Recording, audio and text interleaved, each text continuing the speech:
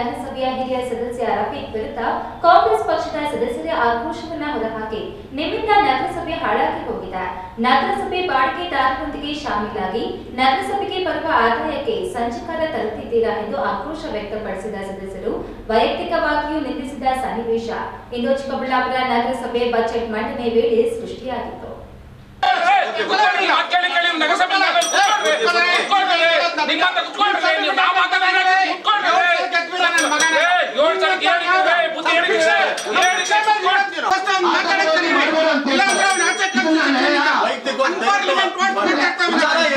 ದುಡ್ಡಿರೋರ್ಗೆ ಅಂಗಡಿ ಕೊಡ್ಸೋದು, ದುಡ್ಡಿಲ್ದಿರೋರ್ಗೆ ಬೀದಿಯಲ್ಲಿ ವ್ಯಾಪಾರ ಮಾಡಿಸೋದು.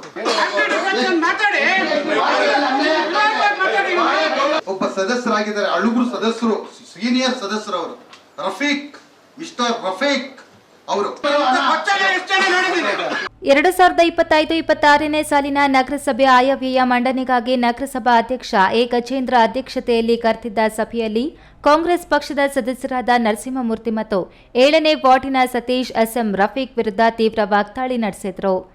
ಹೆಸರಿಗೆ ನೀವು ಹಿರಿಯ ಸದಸ್ಯರು, ಊರಿಗೆ ಏನ್ ಮಾಡಿದ್ದೀರಾ? 30 ವರ್ಷಗಳಿಂದ ನಗರಸಭೆಗೆ ಸೇರಿದ ಅಂಗಡಿಗಳ ಮರುಹರಾಜು ಆಗಿಲ್ಲ. ಇದರಿಂದ ನಗರಸಭೆಗೆ ಕೋಟ್ಯಾಂತರ ರು ನಷ್ಟವಾಗ್ತಿದೆ. ಅಲ್ಲದೆ ದಲಿತರು ಮತ್ತು ಪರಿಶಿಷ್ಟ ವರ್ಗದವರಿಗೆ ಅವಕಾಶ ಕಲ್ಪಿಸಲು ಈ ಬಾರಿ ಹರಾಜಿನಲ್ಲಿ ಅವಕಾಶ ನೀಡಲಾಗಿತ್ತು. ಸತತವಾಗಿ ಮುಂದೂಡುತ್ತಾ ಬಂದಿದೆ. ಇದಕ್ಕೆ ಪರೋಕ್ಷವಾಗಿ ನೀವೇ ನೇರ ಕಾರಣ ಎಂದು ಹಿರಿಯ ಕಾಂಗ್ರೆಸ್ ಸದಸ್ಯ ರಫೀಕ್ ವಿರುದ್ಧ ಸಭೆಯಲ್ಲಿ ಸದಸ್ಯರು ತಿರುಗಿಬಿದ್ದರು.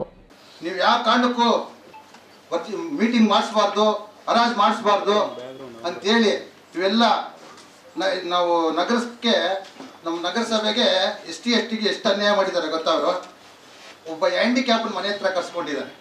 ಹ್ಯಾಂಡಿಕ್ಯಾಪ್ನ ಮನೆ ಹತ್ರ ಕರ್ಸ್ಕೊಂಡು ಅವ್ರಿಗೆ ಎಷ್ಟು ಅನ್ಯಾಯ ಮಾಡಿದ್ದಾರೆ ಗೊತ್ತಾ ಸರ್? ನಾವು ಬೀದಿಯಲ್ಲಿ ವ್ಯಾಪಾರ ಮಾಡ್ತಾ ಇದ್ದೀವಿ, ಬೀದಿಯಲ್ಲಿ ವ್ಯಾಪಾರ ಮಾಡಿಕೊಂಡು ನಾವು ಜೀವನ ಮಾಡ್ತಾ ಇದ್ದೀವಿ, ನಮ್ಗೊಂದು ಅಂಗಡಿ ಬೇಕು ಸರ್ ಅಂತ ಕೇಳಿದ್ದಕ್ಕೆ ಅವ್ರು ಏನು ಹೇಳಿದ್ದಾರೆ ಗೊತ್ತಾ? ನೀವು ಬೀದಿಯಲ್ಲಿ ವ್ಯಾಪಾರ ಮಾಡ್ತಾ ಇದ್ರೆ ನಿಮ್ಮ ತಾಯಿ ಇದ್ದಾರಾ? ನಿಮ್ಮ ತಾಯಿ ಹತ್ರ ಎಷ್ಟು ಇದು ಕ್ಯಾನ್ಸರ್ ಬಿಟ್ಟಿಗೆ ತಗೊಂಡ್ಬನ್ನಿ, ನೀವು ನಿಮಗೆ ಅಂಗಡಿ ಬೇಡ, ಅಲ್ಲೇ ನಿಮಗೆ ದಿನಕ್ಕೆ ಇಷ್ಟು ಅಂತ ನಾನು ಕೊಡ್ತೀನಿ. ದುಡ್ಡಿರೋರ್ಗೆ ಅಂಗಡಿ ಕೊಡ್ಸೋದು, ದುಡ್ಡಿಲ್ದಿರೋರ್ಗೆ ಬೀದಿಯಲ್ಲಿ ವ್ಯಾಪಾರ ಮಾಡಿಸೋದು. ಇಂಥ ನ್ಯಾಯ ಮಾಡ್ತಾರೆ ಅವರು. ಒಬ್ಬ ಸದಸ್ಯರಾಗಿದ್ದಾರೆ, ಅಳುಗುರು ಸದಸ್ಯರು, ಸೀನಿಯರ್ ಸದಸ್ಯರವರು ರಫೀಕ್, ಮಿಸ್ಟರ್ ರಫೀಕ್ ಅವರು ಈ ತರ ಬಡವರಿಗೆ ಅನ್ಯಾಯ ಮಾಡಿದಾರಲ್ಲ, ಈ ಸದಸ್ಯ ಅಲ್ಲ ಇವರು ಈ ತರ ಅನ್ಯಾಯ ಮಾಡಿದ್ದಾರೆ ಸ್ವಾಮಿ, ಅನ್ಯಾಯ ಮಾಡಿದ್ದಾರೆ ಹೇಳ್ತಾ ಇದೀವಿ. ಒಬ್ಬ ಸೀನಿಯರ್ ಸದಸ್ಯರು ಈ ತರ ಅನ್ಯಾಯ ಮಾಡಿದ್ದಾರೆ. ಸದಸ್ಯ ನರಸಿಂಹಮೂರ್ತಿ ಮಾತನಾಡಿ, ನಿನ್ನಿಂದ ನಗರಸಭೆ ಹಾಳಾಗಿ ಹೋಗಿದೆ. ನಗರಸಭೆ ಸದಸ್ಯ ಬಿಟ್ರೆ ನಿನಗೆ ಉದ್ಯೋಗ ಇಲ್ಲ. ನಾನು ಕೂಲಿ ಮಾಡಿ ಬೇಕಾದ್ರೆ ಜೀವನ ಮಾಡ್ತೇನೆ. ಈ ತರಹದ ಜೀವನ ನಡೆಸೋಲ್ಲ.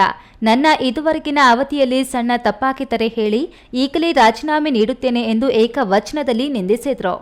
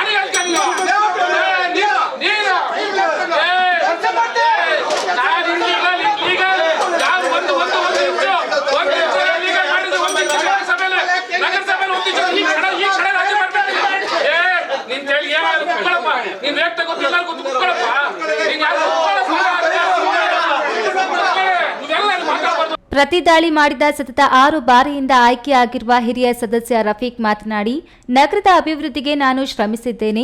ನಿನ್ನಿಂದ ನಾನು ಹೇಳಿಸಿಕೊಳ್ಳಬೇಕಾಗಿಲ್ಲ. ನೀನಿನ್ನು ಈಗ ಸದಸ್ಯನಾಗಿದ್ದೀಯಾ, ನಿನಗೇನು ಗೊತ್ತು ಎಂದು ಆಕ್ರೋಶ ವ್ಯಕ್ತಪಡಿಸಿದ್ರು.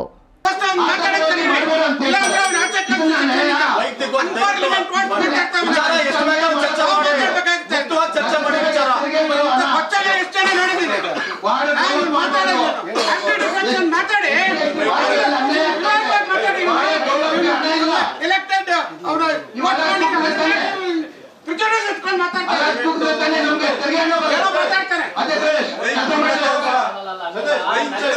ಇದರಿಂದ ಮತ್ತಷ್ಟು ಕೆರಳಿದ ನರಸಿಂಹಮೂರ್ತಿ, ನಿನ್ನಂತವರಿಂದ ಕಲಿಬೇಕಾಗಿದ್ದೇನೂ ಇಲ್ಲ, ನಿನ್ನ ಬಂಡವಾಳ ಎಲ್ಲರಿಗೂ ಗೊತ್ತಿದೆ ಎಂದು ಆರೋಪ ಮಾಡಿದ್ರು.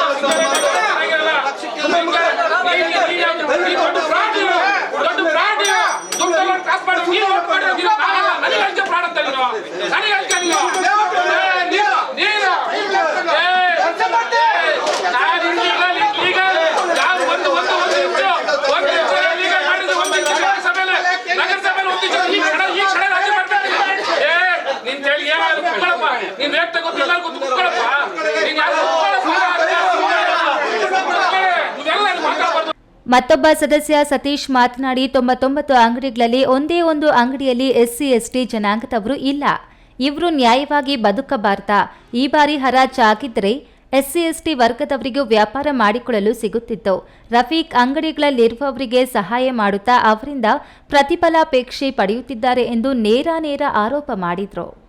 ಯಾಕಂದ್ರೆ ಇವಾಗ ನಮ್ಮ ನಗರಸಭೆಗೆ ಆಧಿಕ ಬರಬೇಕು. ನಗರಸಭೆ ಆಧಿಕ ಬರೋದನ್ನ ಯಾಕೆ ಸ್ವಾಮಿ ಅನ್ಯಾಯ ಮಾಡ್ತಾ ಇದ್ರ ತಾವು? ಎಲ್ಲ ಸದಸ್ಯರಲ್ಲಿ ಮನವಿ ಮಾಡ್ತೀನಿ, ವಿಚಾರ ಮಾತಾಡ್ರಿ, ಪ್ರತಿಯೊಬ್ಬರಿಗೂ ಚರ್ಚೆ ಮಾಡಿ. ಯಾಕೆ ಅನ್ಯಾಯ ಮಾಡ್ಬೇಕು? ಈ ತರ ಅನ್ಯಾಯ ಮಾಡ್ಬಾರ್ದು. ಯಾರ ಹೆಸರು SC/ST ಅನ್ಯಾಯ ಮಾಡ್ಬೋದ ತಾವು? ಯಾರು SC/ST ಯಾರಿದ್ದಾರೆ ಸ್ವಾಮಿ? ನೀವು ಎಷ್ಟು ಅಂಗಡಿಗಳು ಕೊಟ್ಟಿದ್ದೀರಾ? ಯಾರಿದ್ದಾರೆ ಹೇಳಿ? ಒಬ್ರು SC/ST ತೋರಿಸ್ಬಿಡ್ರಿ ನೋಡೋಣ. ಒಬ್ರಿಗನ್ನ ಕೊಟ್ಟಿದ್ದೀರಾ ಸ್ವಾಮಿ ತಾವು? ಒಂದ್ ಅಂಗಡಿಯಲ್ಲಿ ಯಾರನ್ನ ಜೀವನ ಮಾಡ್ತಾ ಇದ್ದಾರಾ? ವ್ಯಾಪಾರ ಮಾಡ್ತಾ ಇದ್ದಾರಾ? ಬನ್ನಿ ಪರಿಶೀಲನೆ ಮಾಡೋಣ ಬನ್ನಿ. ಅಲ್ಲ, ಈಗ ಅದಕ್ಕೋಸ್ಕರ ರಿಸರ್ವೇಶನ್ ತಂದಿರೋದು ಅವ್ರಿಗೋಸ್ಕರ ಕೊಡ್ಬೇಕಲ್ಲ. ಕಾಂಗ್ರೆಸ್ ಪಕ್ಷದ ಸದಸ್ಯರೇ ಕಿತ್ತಾಡಿಕೊಳ್ಳುತ್ತಿದ್ದುದನ್ನು ಸಂಸದ ಸುಧಾಕರ್ ತಡೆದು ನ್ಯಾಯಯುತವಾಗಿ ನಗರದ ಪ್ರಗತಿಗೆ ಶ್ರಮಿಸೋಣ ಎಂದರು. ಹರಾಜು ಪ್ರಕ್ರಿಯೆ ಮುಂದೂಡುತ್ತಿರುವ ಕೈವಾಡದ ಬಗ್ಗೆ ಮಾಜಿ ನಗರಸಭಾ ಅಧ್ಯಕ್ಷ ಆನಂದ ಬಾಬುರೆಡ್ಡಿ ಮಾತನಾಡಿ, ನಗರಸಭೆಗೆ ಆಗುತ್ತಿರುವ ಅನ್ಯಾಯದ ಬಗ್ಗೆ ವಿವರವಾಗಿ ತಿಳಿಸಿದರು. ಕ್ಯಾಮರಾ ಪರ್ಸನ್ ಅಶ್ವಥ್ ಜೊತೆ KS ನಾರಾಯಣಸ್ವಾಮಿ, ಈ ನ್ಯೂಸ್ ಟಿವಿ, ಚಿಕ್ಕಬಳ್ಳಾಪುರ.